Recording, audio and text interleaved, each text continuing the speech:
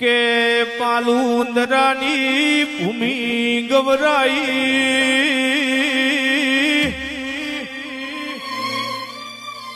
એ ચતુર્માસની પૂર્ણાહુતિનો દાડો ન પાલુંદરાની વસ્તીના પગ ઘૂઘરા બોજાવો આજના દાડ मारी मुनि जी महाराज ना धोम मोत में और तो करशो न